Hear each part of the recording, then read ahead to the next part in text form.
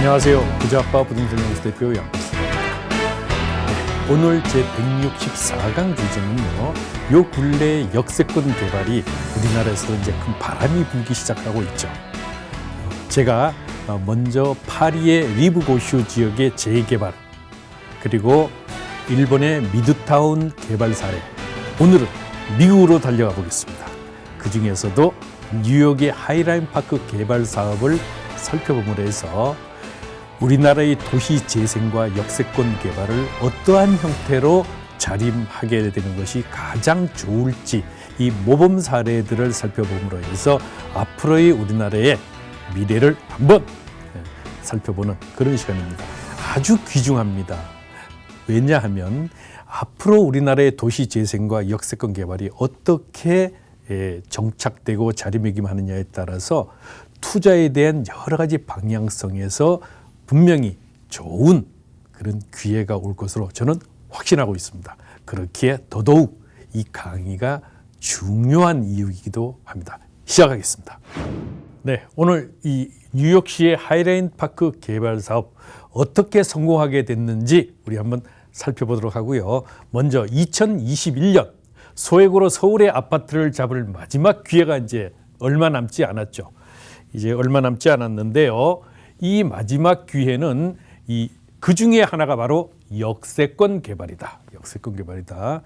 마지막 기회, 반값 아파트를 지향하는 반값으로 내 집 마련할 수 있는 방법은 내 집 마련할 수 있는 방법. 이것이 이제 아파트를 마련할 수 있는 방법이 되겠습니다. 주변 시세의 거의 반값으로 아파트를 마련하는 방법이 과연 무엇인가? 제가 그래서 세미나를 진행하고 있죠.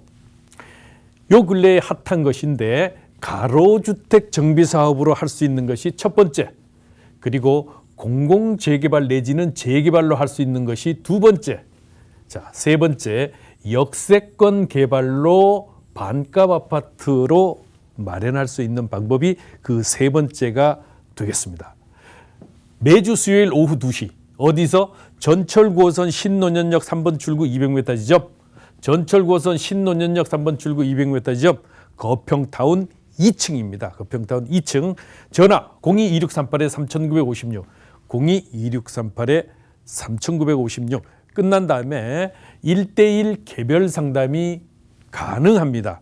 물론 당일에는 상담 예약자가 많으면은요, 주중에 날짜를 별도로 잡아서 상담을 진행해 드리게 되겠는데, 실제로 부동산에 관련된 어떤 것이라도 좋습니다. 저희 팀들이요, 경매, 재개발, 재건축, 상가, 빌딩, 토지 전부 전문가들로 구성이 되어 있으니까 어떠한 것이라도 부동산에 관련된 것은 속속들이 시원하게 상담을 해서 솔루션을 제시해 드리겠습니다.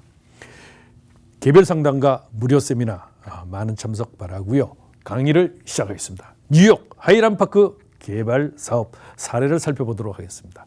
이 프로젝트 개요를 보게 되면은 이 하이라인은 뉴욕시에 있는 길이 1마일이 1.6km죠. 면적 5.9에이커, 24,000제곱미터의 공원을 말합니다. 이것은 이 허드슨 강가에 있는 이 맨하탄 거리라고 볼 수 있겠는데, 이 맨하탄의 로 웨스트 사이드에서 운행되었던 1.45마일, 약 2.33km의 고가 화물 노선을 선형 공원으로 이제 재생한 케이스가 되겠습니다. 발주처는 뉴욕 공원국이고 뉴욕 경제개발국, 그리고 하이라인의 친구들, 여기는 이제 바로 이 친구들이 가장 주축이 되었죠. 이 계획 기간은 10년, 공사 시공 기간은 3년에 이제 끝냈습니다. 그렇다면은 요 하이라인 파크가 어떻게 되는가를 좀 더 세부적으로 살펴보게 되면은, 여기가 이제 허드슨 강이죠. 그래서 이제 이 하이라인 파크, 요게 이제 그 기존의 철로죠. 바로 철로가 있다가 이제 폐선이 되면서 이제 이것을 실제로 이제 철거를 하느냐 아니면 도시 재생을 하느냐 이거에 따라서 이제 많은 이제 의견이 오고 갔었는데 결국 이제 의견을 받아들여서 이제 그 도시 재생 사업으로 아주 성공한 세계적으로 아주 이제 모범 사례로서 평가받고 있습니다. 이 원래는요 1934년에 개통된 이 화물용 고가철도였어요.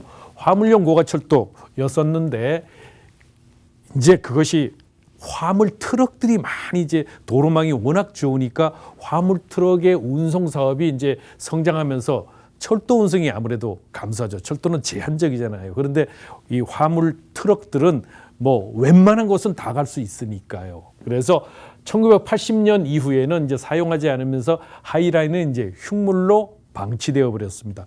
폐선이 됐는데 여기에는 잡초와 야생아들이 막 자라면서 주변이 슬럼화돼서 뉴욕 시민들은 이제 이거 도저히 이대로는 안 되겠다 이렇게 해서 철거를 이제 요구했죠. 마침 이제 전임 그 당시 이제 시장이었던 줄리아니 시장이 이제 상당히 깨끗하고 이런 그런 걸 좋아하는 것이라서 이 뉴욕 거리가 이분이 이제 뉴욕 시장이 되고서는 거리도 깨끗해지고 노숙자들도 많이 없어지고 범죄율도 혁신적으로 낮아져서 이 흉물로 변해버린 이 하이라인도 시민들의 눈에는 이제 거부감으로 작용해서 1996년에 드디어 그 당시 뉴욕 시장인 줄리아니 시장이 시민들의 철거 요구를 받아들여서 이제 철거하겠다 이제 이렇게 결정을 했습니다. 1999년이었죠. 여기를 보시면 이제 이 뉴욕 도시를 가로지르는 철로들입니다. 이렇게 운송되고 또 화물차들이 다니고 이랬던 이제 철로입니다. 바로 이쪽으로 쭉 이제 철로들이 다니고 이제 승객들도 일부 물론 당연히 이제 타는 그런 기차 이제 노선이었습니다. 이들이 이렇게 됐던 것이 이제 폐선 1980년대 이후로 폐선 이제 다니지 않으면서 상당히 이제 흉물화되고 이래서 이 부분에 이제 1999년에 철거하기로 했었는데 이제 존폐기로에 섰던 하이라인은 1999년 이제 이곳 지역 주민 모임에서 만난 프리랜서 기고가 이제 조수와 데이비드라고만 알아두십시오. 그리고 창업 컨설턴트 로버트 해먼드를 중심으로 해서 이제 하이라인 친구들이라는 이제 모임이 결성이 됐죠. 그래서 그 운명이 바뀌게 되는데 이 하이라인의 친구들은 줄리아니 시장에 이어 새로 뉴욕 시장이 된 블룸버그를 이제 설득하기 시작했죠. 시장이 이제 바뀌니까 줄리아니 시장이 1999년에 이제 그것을 철거하겠다 이제 했었는데 여기서 이제 철거하지 말아라. 하이라인의 이제 친구들 모임이 이제 구성돼서 새로 시장이 된 블룸버그를 이제 설득하기 시작했죠. 이 블룸버그는 다행히 예술 애호가였습니다. 그래서 뉴욕의 문화 예술 정책을 그 어느 뉴욕 시장보다도 적극적으로 옹호해서 2004년에 약 5년이 지났죠. 5년이 지난 블룸버그는 하이라인 공원 조성에 $5천만 지원하게 되죠. $5천만. 그래서 2006년에 본격적으로 이제 공사 착공이 이제 시작되고 이때 첼시부터 이제 1마일 약 1.6km 요 구간의 하이라인 공원으로 재창조되기 시작합니다. 자, 바로 이제 창조되는데 이들은 하이라인을 하늘에 떠 있는 공원이자 문화유산으로 만들겠다. 하늘에 떠 있는 공원이자 문화유산으로 만들겠다는 일념으로 잿빛 고가에 그만의 색을 이제 입히기 시작했죠. 사진에서 보셨듯이 정말 콘크리트로 조성이 된 잿빛 고가죠. 이제 그래서 처음에는 이제 반대 목소리도 컸지만은 뉴욕시 그리고 뉴욕주 철도회사, 지주, 건물주, 주민 등 다양한 관련자들이 이해관계를 이제 조율해서 10년 만인 2009년 6월 제1구간이 10년 만인 2009년 6월에 제1구간이 이제 공문으로 조성되어 문을 열게 됐고 이후 11년 확장 개방을 거쳐 2014년에 이제 다 완성을 하게 됐습니다. 그래서 전 구간이 공개가 되어서 2014년에 완성이 되는 이런 것인데요. 이렇게 완성이 되면서 보시면은 보면은 이 철로를 그대로 이제 부분적으로는 놔둔 것도 있지만은 하늘 공원이 되니까 걸어 다니면서 뉴욕 엠파이어 스테이트 빌딩도 웬만한 고층 그 건물들이 다 조망이 되는 정도로 쭉 1.6km를 걸어가게 되면은 실질적으로 이런 여러 가지의 볼거리 그리고 또 먹을거리, 즐길거리들이 먹을거리, 볼거리, 즐길거리들이 꽤 있습니다. 중간중간에 공연도 하고 하니까 그리고 또 과거의 폐선로들을 부분적으로 다 그대로 존치를 함으로 해서 과거 여기가 철로로 사용되던 곳이었구나 이런 것들도 확인할 수 있도록 다 이제 세심한 배려를 통해서 꼼꼼하게 이제 하고 있습니다. 보시면은 많은 사람들이 이용을 하고 또 중간중간에 이 주변의 상권과 연계를 하도록 이제 그 접근성을 높여놨기 때문에 이 부분이 더더욱 주변의 건물주들의 그 호응도를 이끌어내고 있습니다. 이렇게 예술과 그다음에 문화와 그리고 또 이 실무적인 어떤 그 그림 바로 녹지라는 것을 보여주기 잘 조화롭게 했기 때문에 이거에 맞춰서 또 상업성을 가미를 해서 더더욱 시너지의 효과를 드러내주고 있죠. 이렇기 때문에 이 부분이 매우 중요한데 실질적으로 이 주변 지역의 연계성은 굉장한 그 홍도를 얻고 있습니다. 이 하이라인 대표 콘텐츠가 바로 4가지가 되겠는데요. 이 콘텐츠 하이라인의 친구들이 이제 모여서 실질적으로 여러 가지의 이제 이 구상들을 하게 됐죠. 우리가 어떤 사업을 진행하는 데 있어서 표면적으로 보이는 것보다 그 아래에서 보여지지 않은 많은 부분들이 움직이고 또 거기에 따라서 온갖 일들이 일어나게 되거든요. 이러한 과정, 숨어 있는 그 밑에서 땀의 노력이 없었다고 하면은 이 하이라인 파크는 성공하지 못했을 겁니다.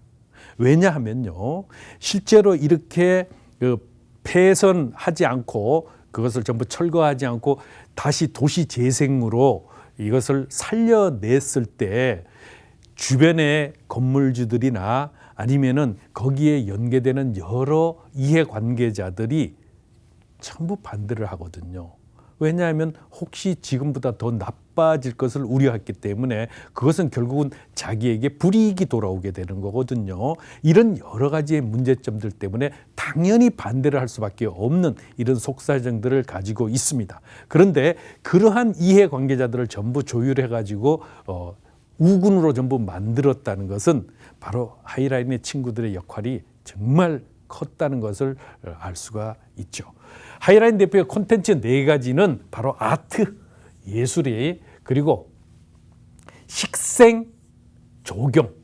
여기 보시면은요, 이러한 것들 전부 식생, 전부 나무들을 좀 심고 또 녹지 공간을 조금 더 이제 조화롭게 하면서 걸어가면서 아주 눈이 즐겁게 한 그러면서도 실질적으로 여러 가지의 이제 그 효용성을 높이는 것들이 되겠죠. 그래서 이런 부분들 거기다가 디자인이 들어오고 여기에 이제 바로 뭐예요? 히스토리, 바로 말할 거리를 만들었다는 것이죠. 그래서 이 부분이 이제 그래서 기본적으로 100년 역사의 이 철도 구조물과 그동안 자란 풀과 식물을 그대로 그러니까 1980년대 이후로 폐선이 돼서 여기가 막 나무들이 막 정말 엉망으로 자라나고 있던 것을 전부 없애지 않고 보존을 하고 인공과 자연을 그대로 조화시켰다. 인공과 자연을 그대로 조화시켰다. 보도와 화단에는 식생을 강조하기 위한 특색 있는 디자인을 도입하고 다양한 문화예술 콘텐츠와 커뮤니티를 운영해서 하이라인을 사람이 모이고 문화 중심지. 자, 첫 번째 사람이 모이고 사람이 관심을 가지고 저기 한번 가서 한번 산책하면 몸과 마음이 즐겁다. 그러면서 볼거리, 먹을거리, 즐길거리가 있으면은 당연히 사람들이 모이게 됩니다. 그래서 문화의 중심지로 이제 만들었다. 그러면 성공의 요인을 한번 살펴보도록 하겠습니다. 하이라인에 지속 가능성을 제시하다. 자연입니다. 바로 자연, 네이처. 하이라인 자연경관은 네덜란드 조경 디자이너 올드올프와 협력해서 가꾸고 있습니다. 우드올프는 30년간 방치된 야생 그대로의 하이라인의 경관을 바라보면서 구간마다 햇빛 노출, 빌딩 그늘, 바람, 토양 깊이, 미세먼지 등 자연 외부 조건에 따라 다양한 식물군이 자라는 풍경이 인상이 아주 깊었다고 하죠. 이렇게 되면서 현재 하이라인 전 구간 자연경관은요, 기존 야생의 토착종 기반의 디자인을 적용했습니다. 디자인을 적용해서 실제로 이제 그 때에 따라서 이제 여러 가지 식생, 이 식물들이 자라고, 왜 계절마다 좀 다르잖아요. 어떨 때는 봄에는 또 봄에 피는 꽃이 있고, 여름에 피는 꽃이 있고, 가을에 피는 꽃이 있습니다. 여기에 각 꽃들이나 아니면 식물들이 또 때로는 키가 빨리 자라는 식물이 있고, 또 천천히 자라는 식물이 있고, 몸이 부풀어게 크게 부푸는 식물이 있고, 가느다랗게 올라가지, 이것을 전부 조화롭게 보일 수 있도록 가꾼다는 것이 정말 이거는 상당한 정성이 또 필요하죠. 그래서 지역민의 자발적 관리로 더욱 풍성해지고 있다. 이 하이라인이 지속 가능성을 위해 가장 신경 쓴 부분이 뭘까요? 바로 유지 관리 운영 방식이 있다. 그래서 이 가뭄에 강한, 이제 여기 위에 공중에 떠 있으니까 가뭄에 강한 식물을 심어서 물 사용을 최대한 줄이고, 물 사용을 최대한 줄이고, 급수할 때도 날씨와 식물 종류에 따라 조절해. 왜? 매일 물을 줘야 되는 게 있고, 일주일에 한 번 줘도 되는 데가 있고, 한 달에 2번 줘도 되는 데가 있습니다.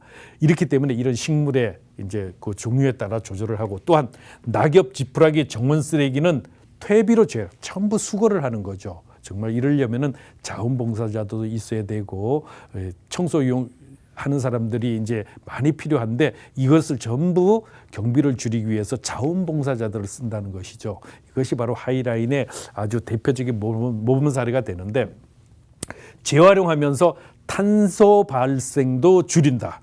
이 세정제 등 화학의약품도 그린실 인증 제품만 사용해서 플라스틱보다는 종이 제품을 사용해서 환경을 최대한 지키는 노력을 하고 있다. 바로 자연이라는 것이죠. 자연.